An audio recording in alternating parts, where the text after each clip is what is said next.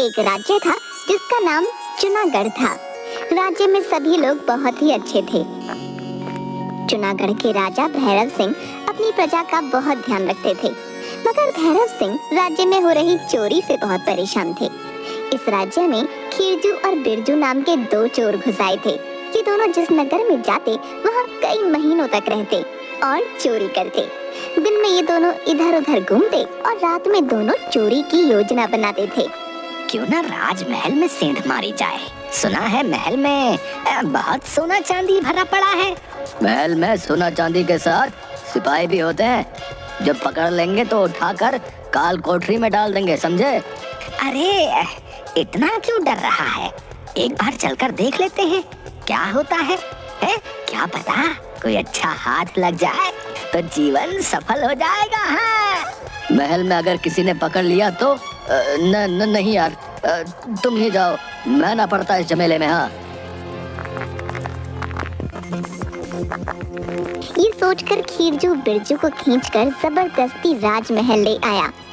तुमको चलना है कि नहीं, मगर ध्यान रखना जो भी मिलेगा वो मेरा होगा। हाँ।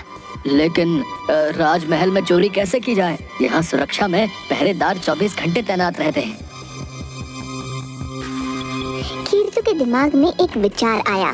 जाओ, एक लंबी रस्सी, एक बड़ी सी चादर, लोहे की कीलें और हथौड़ी लेकर आओ। जाओ। मगर इनसे तुम करने क्या वाले हो? अरे लेकर चलो महल की तरफ, वहीं बताऊंगा तुमको कि क्या करना है। चलो।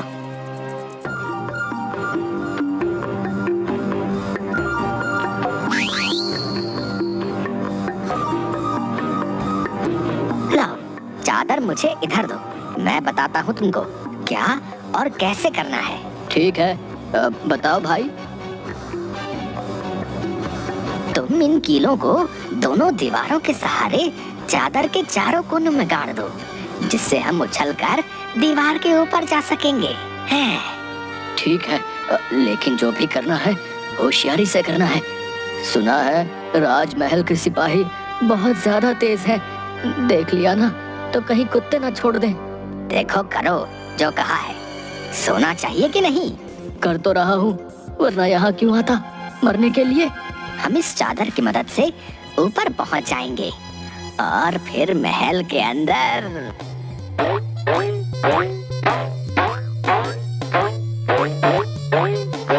दोनों ने काफी कोशिश की, उछलते और फिर धड़ाम से नीचे आ जाते। ऐसा करते करते दोनों की कमर जवाब देने लगी थी। भाई, मेरे से नहीं होता है, बार बार ऐसे उछलना, मेरी कमर। हाय। तो क्या मेरी भी लगी ना कमर में, मगर मुझे तो सोना चांदी दिख रहा है। कुछ और ही सोचना पड़ेगा, ऐसे काम नहीं चलेगा, इस तरह से तो हम नहीं चढ़ पाएंगे। एक काम करो, इन कीलों को निकालो, इन्हें दीवार पर गाड़ कर ही ऊपर चढ़ते हैं। बुद्धू हो क्या? इन कीलों को दीवार में गाड़ते हुए इतनी आवाज होगी कि सारा राजमहल जाग जाएगा। काहे के चोर हो यार तुम?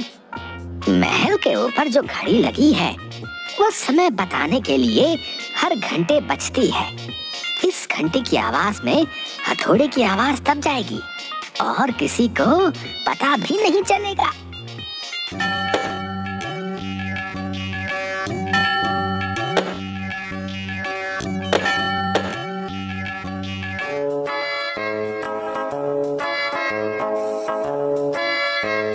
उन कीलों के सहारे महल में घुस गए।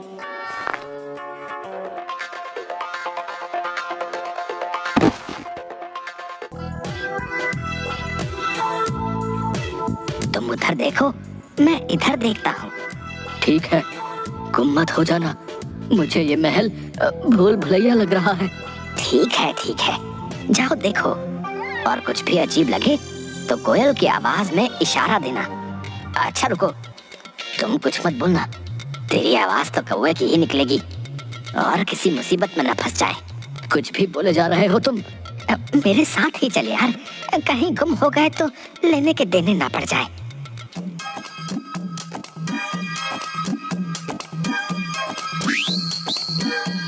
दोनों महल के एक एक कोने में देखने लगे।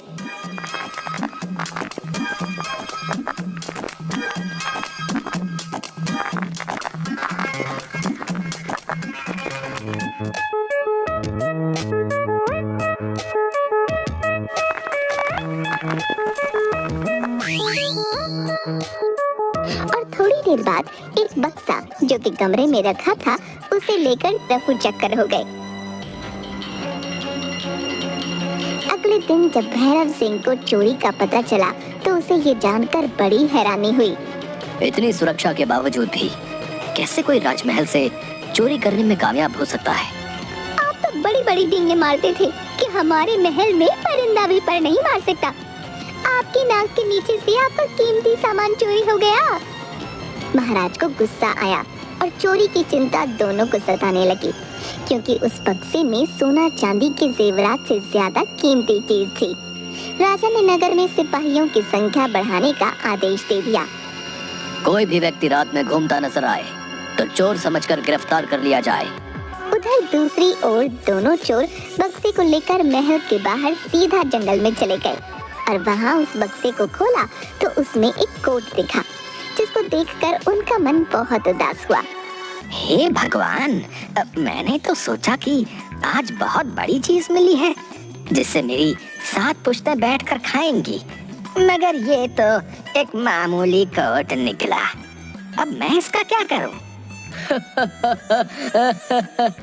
क्या हुआ, ये हाथ लगाते रहे इतनी मेहनत के बाद?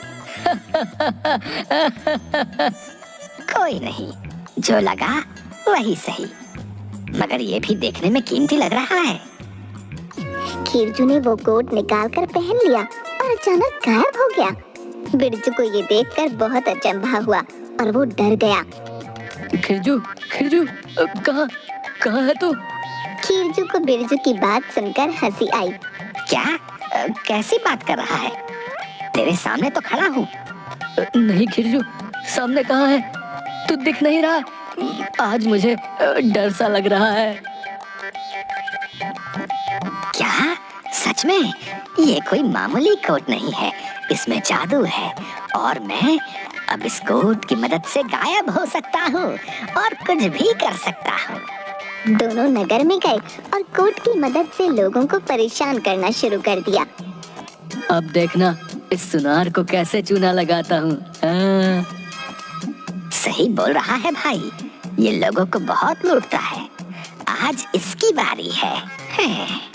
लीजिए बहन जी, ऐसे खरे सोने से बने आभूषण आपको पूरे जूनागढ़ में नहीं मिलेंगे।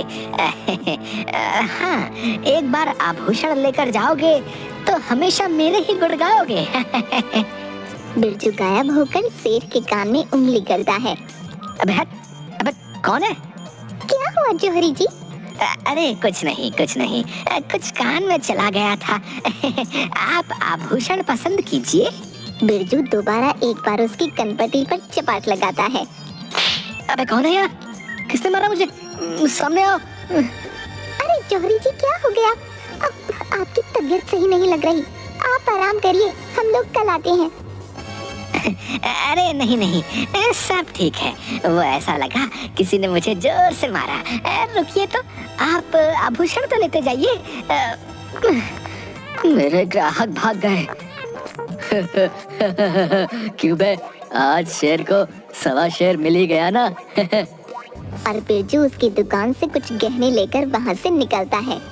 उड़ते हुए गहने दुकान से बाहर जाते देखकर सुनार डर जाता है और चिल्लाता है, अरे बचाओ, ये क्या बला है? अब भूत भूत! और वहीं बेहोश हो जाता है।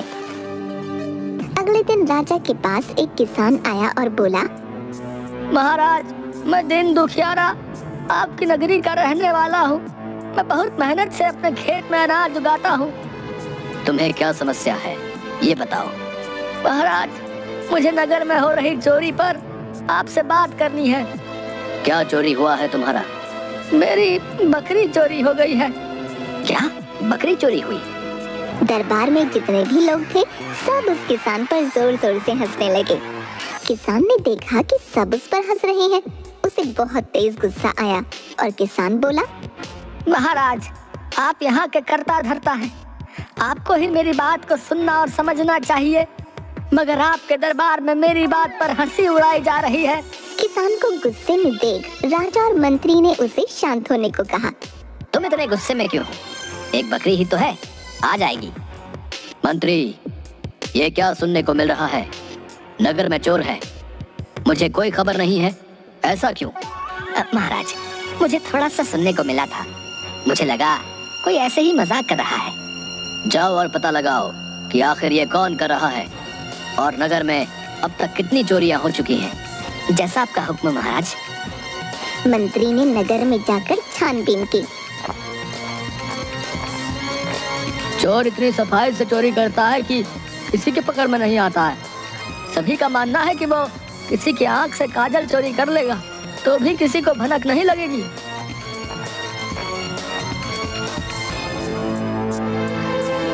मंत्री ने सारा हाल महाराज को बताया। महाराज अपनी बेटी किसको सुनाए कि उनके महल में खुद ही चोरों ने चोरी की है।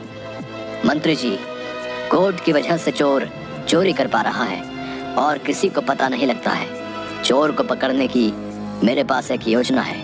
अपने 4 पहलवानों को बुलाओ। मंत्री जाकर चारों पहलवानों को लेकर दरबार में आता है। सुनो, आप लोग मेरे खास लोगों में से हो, मैं आपसे ही बोल सकता हूँ। महाराज, हमें यहाँ बुलाने का क्या कारण है, आज्ञा दें। वैसे भी बहुत दिनों से किसी को पीटा नहीं है, आज हाथ थोड़ा साफ हो जाएगा। नहीं नहीं, किसी को मारना नहीं है, मैं हिंसा के विरोध में हूँ। बस आप लोगों के भरोसे मैं चोर को पकड़ना चाहता हूँ। राजा ने सबको योजना समझाई और फिर राजा ने सबको रात में महल में रुकने के लिए कहा। आज आप सभी यहाँ रुक जाएं और आराम योजना के अनुसार रात को ही सबको काम करना है। ठीक है, मैं इन सब के रहने का इंतजाम करता हूँ। ठीक है, जाओ। गांव में शोर हो गया कि राजा ने कुछ पहलवानों को महल में रखा है। राजा ने कुछ कीमती चीजों की रखवाली के लिए उनको बुलाया है। एक चौपाल में बैठकर गांव के लोग यही बात कर रहे थे। पता नहीं अब क्या होगा, राजा ने इनको क्यों बुलाया है? क्या फायदा, चोर पिछली बार की तरह फिर चोरी कर ही लेगा। वही नहीं तो क्या, पिछली बार भी इतनी कड़ी पहरेदारी करवाई थी, फिर भी चोरी हो गई थी। ऐसा नहीं है बच्चों, मैंने भी इसी गांव में अपनी उम्र बिता दी। राजा अपनी रक्षा करना जानता है, समझे? खीरजू यही सब सुन रहा था। राजा ने अब ऐसा कीमती क्या अपने महल में रखा है जो मुझे नहीं पता? मैंने तो आखिरी बार सब देख लिया था। अरे तुझे क्या मुश्किल है, तेरे हाथ तो जादुई कोट लगा है। अब तो कुछ भी कर, किसी को क्या पता लगेगा। अब ये बात मेरे स्वाभिमान की है। आज जाऊंगा और राजा का ये घमंड भी तोड़ दूंगा। राजा ने पूरे महल में अंधेरा करवा दिया था, क्योंकि राजा को पता था चोर क्या सोच कर ये आएगा और उसको कैसे पकड़ सकते हैं। राजा ने अपने सिपाहियों से कहा, सब लोग जाकर अपना अपना एक कोना पकड़ लो, आज वो चोर जाना नहीं चाहिए। ठीक है महाराज, मगर इस अंधेरे में कैसे पकड़ेंगे उसे? हमको कुछ नहीं दिख रहा है। वो तुम लोग मुझ पर छोड़ दो और जाकर अपनी जगह पर खड़े हो जाओ। खीरजू और बिरजू उस कमरे में आए, मगर बहुत अंधेरा होने से उन्हें कुछ सही से नहीं दिख रहा था। भाई, तुमको कुछ दिख रहा है क्या? नहीं बड़े भैया, इस अंधेरे कमरे में क्या कोई कीमती चीज होगी। हम दोनों को किसी और को ही निकालने आना पड़ जाएगा, डर सा लग रहा है। एक काम कर, गाना गाते हुए चलते हैं, दोनों को डर नहीं लगेगा। क्यों, आपको डर लग रहा है क्या? इतने बड़े होकर डर रहे हो? एक रास्ता, आहा आहा, दो राही, आहा आहा, एक चोर, आहा आहा, एक सिपाही, आहा आहा। आप तो कोट पहन कर आए हो, आपको तो कोई देखेगा नहीं, मगर इस गाने से मैं तो पकड़ा जाऊंगा ना। चुपचाप चल, कुछ नहीं होगा। अरे पगले, मैं हूँ ना। आप हो तभी तो डर है, आपको यहाँ आना ही नहीं चाहिए था। ज्यादा लालच अच्छा नहीं है। दोनों डरते हुए गाना गाने लगे, क्योंकि अंधेरे से दोनों को डर लग रहा था। अब क्या, सब लोग उनको पकड़ने की राह देखने लगे। मगर जैसे ही राजा ने चांद की रोशनी को शीशे की मदद से कोट पर मारा, तो कोट पर से भी रोशनी निकलने लगी, जिससे राजा को पता चल गया। तभी उसने चोरों को पकड़ने का आदेश दिया। पकड़ो पकड़ो, ये चोर ही है और ये मेरा कोट पहन के ही आया है। क्या कहा? अरे इस रोशनी के पीछे जाओ, ये उस कोर्ट से आ रही है।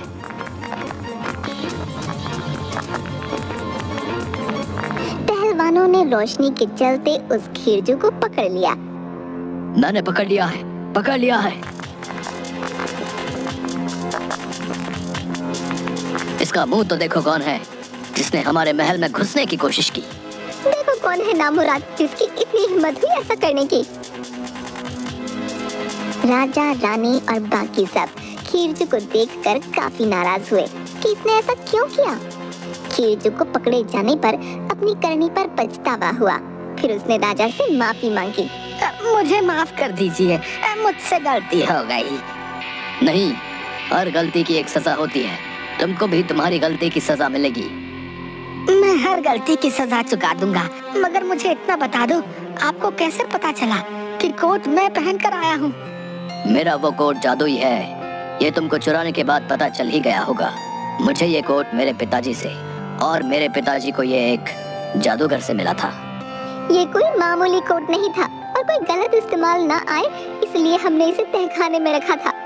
तुमने वहाँ से इसको भी चुरा लिया और इसका गलत इस्तेमाल किया। जब भी इस कोट का कोई गलत इस्तेमाल करता है और उसके ऊपर अगर चांद की रोशनी पड़ जाए तो इसके अंदर एक अजीब सी रोशनी चमक उठती थी, और इसी वजह से तुम पकड़े गए।